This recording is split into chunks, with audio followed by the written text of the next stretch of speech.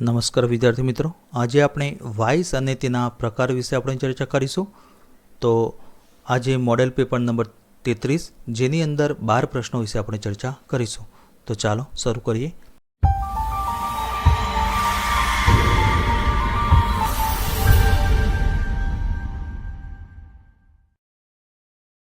તો પહેલો પ્રશ્ન, વાઇસનું નામ શું છે? તો મિત્રો અહીંયા આકૃતિ આપી છે, એ વાઇસનું નામ જણાવવાનું છે. તો option A pipe vice, B hand vice, C pin vice અને ડી બેન્ચ વાઇસ. તો આનો સાચો જવાબ છે option number D bench vice. તો મિત્રો અહીંયા જે આકૃતિ આપી છે એ બેન્ચ વાઇસ ની આકૃતિ આપેલ છે. ત્યારબાદ બીજો પ્રશ્ન, બેન્ચ વાઇસ બનાવવા માટેનું મટીરિયલ કયું છે? તો option A tool steel, B ઉચ્ચ કાર્બન સ્ટીલ, સી મધ્યમ કાર્બન સ્ટીલ અને ડી કાસ્ટ આયર્ન. તો આનો સાચો જવાબ છે option number D cast iron. તો મિત્રો બેન્ચ વાઇસ જે હોય છે એ કાસ્ટ આયર્નના મટીરિયલમાંથી બનાવવામાં આવે છે. એને સાદી ભાષામાં કાસ્ટ આયર્નને બીટ તરીકે ઓળખવામાં આવે છે, એટલે કે એ બ્રિટલ મટીરિયલ છે. ત્યારબાદ ત્રીજો પ્રશ્ન, બેન્ચ વાઇસનો ઉપયોગ શું છે?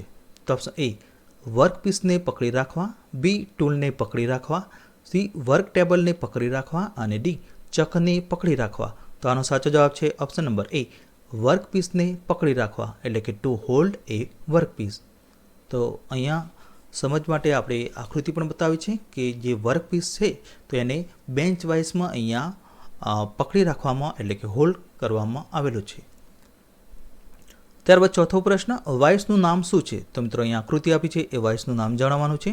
તો option A pipe vice, B hand vice, C tool maker vice અને ડી બેન્ચ વાઇસ. તો આનો સાચો જવાબ છે option number A pipe vice. ત્યારબાદ પાંચમો પ્રશ્ન, વાઇસનું નામ શું છે? તો અહીંયા આકૃતિ આપી છે અને option A pin vice, B pipe vice, C hand vice અને ડી મશીન વાઇસ. તો આનો સાચો જવાબ છે option number A pin vice. ત્યારબાદ છઠ્ઠો પ્રશ્ન, નાના વ્યાસના જોબ માટે કયા વાઇસનો ઉપયોગ થાય છે? તો અગાઉ જે પાંચમા પ્રશ્નની અંદર જે આકૃતિ હતી તો એ નાના વ્યાસના એટલે કે નાના સ્મોલ ડાયામીટરના જોબને પકડવા માટે પિન વાઇસનો ઉપયોગ થાય છે.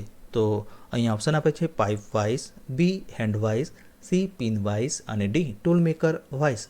તો આનો સાચો જવાબ છે option number C pin vice. તો એની આકૃતિ પણ આપણે અહીંયા બતાવી છે. ત્યારબાદ સાતમો પ્રશ્ન, વાઇસનું નામ શું છે?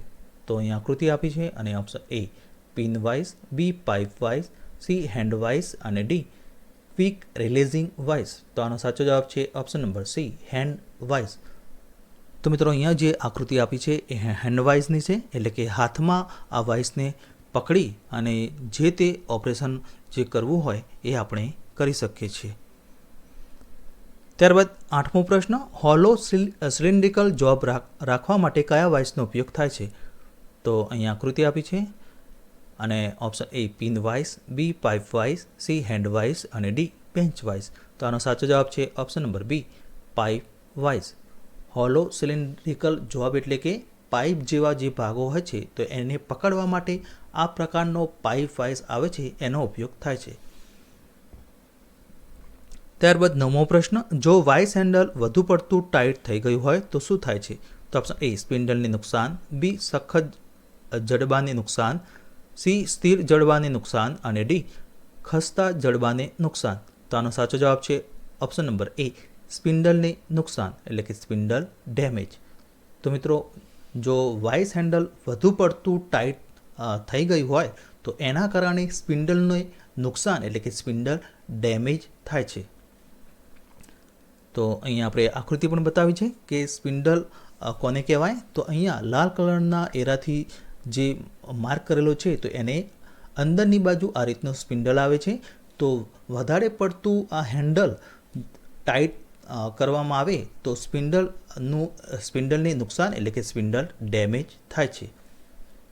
ત્યારબાદ દસમો પ્રશ્ન, પાઇપ વાઇસ કેટલી વ્યાસની પાઇપો પકડવાની ક્ષમતા રાખે છે?